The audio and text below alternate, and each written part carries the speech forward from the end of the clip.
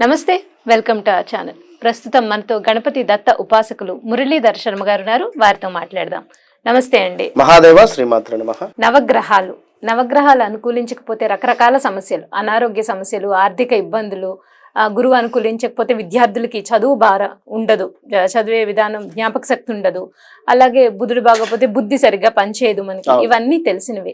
కానీ అటువంటి నవగ్రహాల్ని మనం ఏ విధంగా ఆరాధించడం ద్వారా ఒకవేళ మన జాతకంలో ప్రతికూలంగా ఉన్నా సరే వాటి ద్వారా అనుకూల ఫలితాలు సాధించవచ్చు అంటే మీరు ఏ రెమెడీ చెప్తారండి? తప్పకుండా అమ్మా. నవగ్రహాలకు సంబంధించి వాస్తవానికి కూడా ఇది అంటే సాక్షాత్తు పరమేశ్వరుడే, ఎవరో కాదు అక్కడ. ఇప్పుడు ఇక్కడ అందరము ఒకే పని చేయలేం, ఎవరి డ్యూటీ వారిది అన్నట్టుగా సాక్షాత్తు మనకు నిత్యము కనబడేటువంటి ఆ యొక్క సూర్య భగవానుడు సాక్షాత్తు ఈశ్వరుడే. బట్ సూర్యుని రూపకంగా మనకు దర్శిస్తున్నాడు. అదే విధంగా చంద్రుడు ఆల్సో మనకు ప్రదోష కాలం రాగానే చక్కగా కూడా చంద్రుడు రావడము సాక్షాత్తు ఒక తల్లిలాగా మనకు ఆ యొక్క సాక్షాత్తు ఈశ్వరుడే, ఈశ్వరుని యొక్క నెత్తిపై ఉండేటువంటి ఆ యొక్క చంద్రబింబమే దీనికి నిదర్శనం. ఇక కుజుడు కూడా 100% సాక్షాత్తు ఈశ్వరుడు, ఎవరో కాదక్కడ.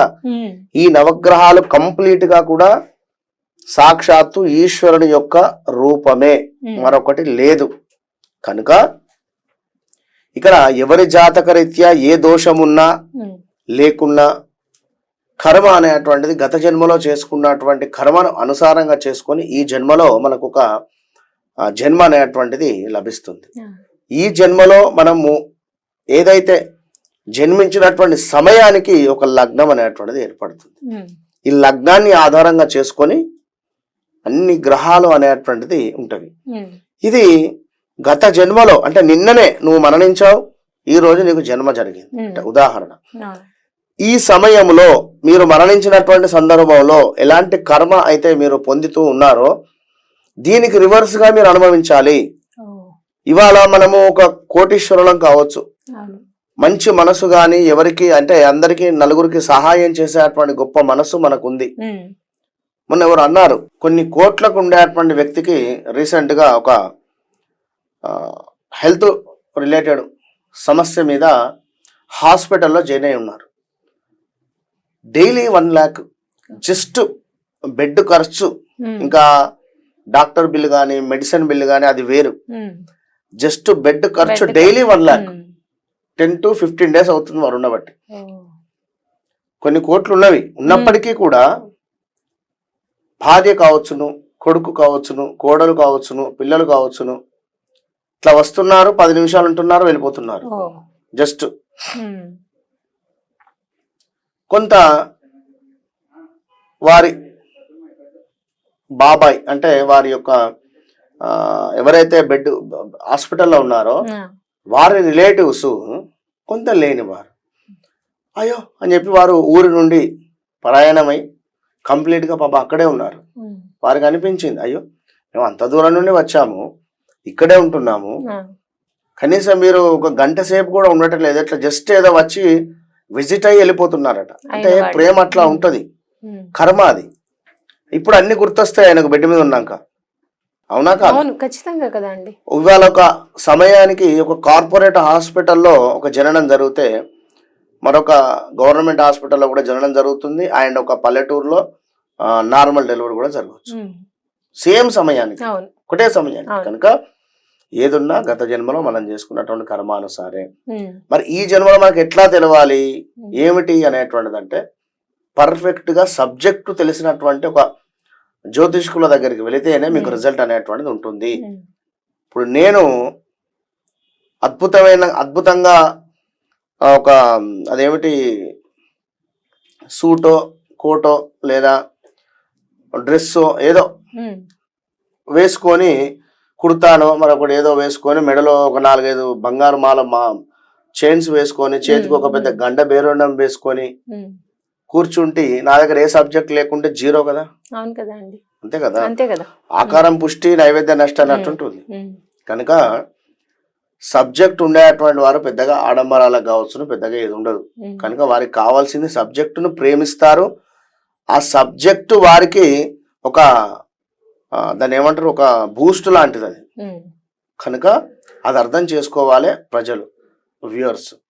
ఇక్కడ మనకు ఉదాహరణకు 9 నవగ్రహాలకు సంబంధించి మనకు ఒక అద్భుతమైనటువంటి రెమెడీ.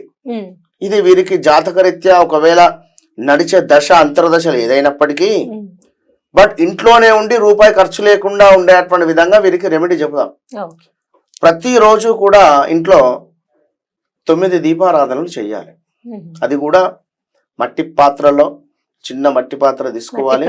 మట్టి ప్రమిద లైక్ మట్టి పాత్ర 2 తీసుకోవాలి.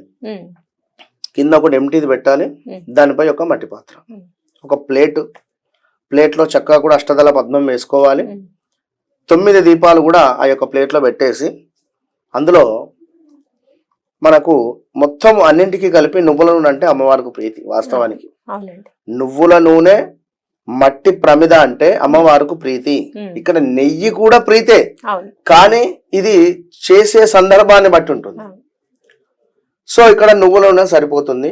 నువ్వుల నూనె వేసి ఒక 3 వత్తులు డైలీ కూడా, ఎందుకంటే 2 వత్తులు అయితే మనం ఎప్పటి నుండో వేసుకుంటాం, లేదా 3 వత్తులు. నేనేదో వచ్చి ఇక్కడ కొత్తగా గురువుగారు 3 వత్తులు వేయమన్నారు, 2 వత్తులు వేయమన్నారు అనుకోకుండా, మీ అత్తగారు కావచ్చును, మీ అమ్మగారు కావచ్చును, లేదా మీ పెద్దలు ఎన్ని వత్తులు వేయండి అని చెప్పారో అది ఆ సాంప్రదాయాన్ని పాటించండి. కానీ 9 దీపాలు పెట్టమంటున్నా. 9 దీపాలలో కింద ఒక ఎంటీ ప్రమిద, దానిపై ఒక మరొక ప్రమిద పెట్టేసి అందులో నువ్వుల నూనె పోయాలి. ఇది ఒక ఆదివారం నుండి ప్రారంభించి శనివారం వరకు చేయండి, ఒక వారం రోజులు కూడా. సో ఆదివారం నుండి ఆదివారం అయినా మనకు 8 రోజులు అవుతుంది. బట్ సోమవారం అంటే 9 రోజుల ప్రాసెస్ ఇది. 9 రోజుల ప్రాసెస్ లో ముందు మీరు మొదలు పెట్టేది ఆదివారం. కనుక ఆదివారం రోజు మీరు ఈ యొక్క దీపారాధన ఉదయం 5:40 నుండి 6:40 లోపు చేయాలి. ఉదయం 5:40 నుండి 6:40 లోపు దీపారాధన చేసిన తర్వాత ఇందులో గోధుమలు అని దొరుకుతాయి మనకు, లేదా వడ్లు అని కూడా ఉంటవి. మనకు బియ్యము ఈ రోజు మనం తింటున్నామంటే వడ్ల నుండే వస్తాయి బియ్యం. సో వడ్లు కావచ్చును, గోధుమలు కావచ్చును, ఎన్ని తీసుకొని ఆ యొక్క దీపంలో వేయాలి. మొత్తం 9 దీపాలలో వేసి నమస్కరించుకోండి. ఆదిత్య హృదయం చదవండి. 5:40 నుండి 6:40 లోపు. ఇది ఆదివారం. ఇక సోమవారం వచ్చేసరికి యాజ్ ఇట్ ఈజ్ గా ఇదే దీపారాధన 5:40 నుండి 6:40 వరకు. ఇందులో బియ్యం పోయండి. కేవలం బియ్యాన్ని 9 మనకు దీపాలలో కూడా అంత ఎన్ని మామూలు ఒక 5 గింజలు అట్లా వేస్తే సరిపోతుంది. ఇందరా ఇక మంగళవారానికి వచ్చేసరికి మనకు చక్కగా కూడా ఉదయం 5:40 నుండి 6:40 వరకు. మంగళుడు మార్కెట్ లో మనకు మైసూరు పప్పు అని దొరుకుతుంది. దీన్ని మసూర్ పప్పు, మైసూర్ పప్పు అని చెప్పి అంటారు. ఇది ఒకవేళ దొరకకుండా మనకు కుజుడు అంటేనే మనకు కందులు, కందిపప్పు. సో కందిపప్పు అయినా కూడా అందులో వేయవచ్చు. ఇక కందులు కానీ, లేదా కందిపప్పు గాని, లేదా మైసూర్ పప్పు గాని, మసూర్ దాల్ అన్న ఎర్ర కందిపప్పేనండి, నార్మల్ కందిపప్పు గాని ఎర్ర కందిపప్పు ఏది ఉంటే అది మీరు మంగళవారం ఉదయం 5:40 నుంచి 6:40 లోపు. బుధవారం వచ్చేసరికి చక్కగా కూడా పెసర్లు వేయండి. పెసరపప్పు వేసినా కూడా బానే ఉంటుంది. ఒకవేళ లేదు పెసరపప్పు అనుకునేటువంటి సందర్భంలో ఒక 3 ఇలాచీలు వేయండి. విన్నారా? ఇక గురువారం వచ్చేసరికి చక్కగా కూడా పసుపును యాడ్ చేయండి, లేదా గంధాన్ని కూడా వేయవచ్చు. పసుపు లేదా గంధం దీపారాధన అదే సమయం 5:40 నుండి 6:40 అంతే. ఇక శుక్రవారం వచ్చేసరికి చక్కగా కూడా మనకు లక్ష్మీదేవికి ఎంతో ప్రీతికరము కనుక ఈ యొక్క శుక్రవారానికి సంబంధించి, అంటే లక్ష్మీదేవికి ఎంతో ఇష్టమైనటువంటి వారం ఈ యొక్క శుక్రవారం ఉదయం 5:40 నుండి 6:40 లోపు ఇదే దీపారాధన చేసి, ఈ రోజు ఖచ్చితంగా మనం ఆల్రెడీ కూడా ఐశ్వర్య దీపం గురించి చెప్పి ఉన్నాం ఇదే ఛానల్లో. కానీ ఒకవేళ ఐశ్వర్య దీపం ఎవరైనా ఫాలో అయితే దానికే ఇది కూడా మీరు చేసుకోండి. బట్ ఈ దీపారాధనలో గులాబీ, సెంటు గులాబీ ఉంటుంది. సెంటు గులాబీకి సంబంధించినటువంటి రెక్కలు లేదా స్ప్రే కొట్టేసేయండి. ప్రతి దీపానికి కాస్త స్ప్రే కొట్టేసేయండి. లేదా సెంటు గులాబీ ఒక్కొక్క రెక్కను అందులో వేయండి. శనివారం వచ్చేసరికి చక్కగా కూడా మీరు లవంగాలు గాని నల్ల నువ్వులు కూడా వేసుకోవచ్చు. లవంగాలు, నల్ల నువ్వులు వేయండి. Same 540 to 640. శనివారం రోజు ఖచ్చితంగా కూడా కాలభైరవ అష్టకం చదువుకోవాలి. శుక్రవారము లక్ష్మీదేవికి సంబంధించినటువంటి అష్టకం గాని, గురువారం రోజు మనకు దక్షిణామూర్తి శ్లోకంగానే ఏదైనా చదవండి. బుధవారం రోజు ఖచ్చితంగా కూడా గణపతికి సంబంధించినటువంటిది చదువుకోండి. సంకట నాశన స్తోత్రాన్ని, ముదాకర తమోదకం వినరా ఇట్లా, లేదా ప్రణమ్య శిరసాదేవం గౌరీ పుత్రం వినాయకం ఇది వినరా. ఆదివారం రోజు మరలా రాహువుకు దీపారాధన చేయండి. ఉదయం 5:40 నుండి 6:40 లోపు. మళ్ళా ఈ ఆదివారం వచ్చేసి రాహువుకు దీపారాధన చేసిన తర్వాత అందులో కొంత టీ పౌడర్, టీ పొడి కావచ్చును, లేదా మనకు కాఫీ పౌడర్ కానీ కొంత వేసేటువంటి ప్రయత్నం చేయండి. లేదు అనుకునే సందర్భంలో మనకు రాహుకి ఏమిటి, గుండు మినపప్పు అయినా వేయండి. అది పొట్టు తీయని మినపప్పు వేయండి. ఇక సోమవారానికి 9వ రోజు అవుతుంది. 8కి 8 ఇక్కడ ఆదివారం టు ఆదివారం 8 రోజులు.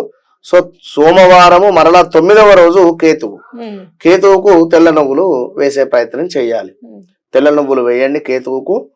ఇది ఈ విధంగా మీరు 9 రోజులు ఈ రకమైనటువంటి 9 దీపారాధనలు చేసేటువంటి పిదప నాన్ వెజ్ గాని, డ్రింక్ గాని ఇలాంటి అలవాట్లు ఉంటే మానేసుకొని నమ్మకంగా చేయండి. మీకు 11వ రోజు నుండి 17వ రోజు లోపు ఈ యొక్క గ్రహాలకు సంబంధించి వెంటనే గ్రహాలు బాగాలేదంటే భయపెడుతున్నారు కదా కొంతమంది, అందరినీ కాదు.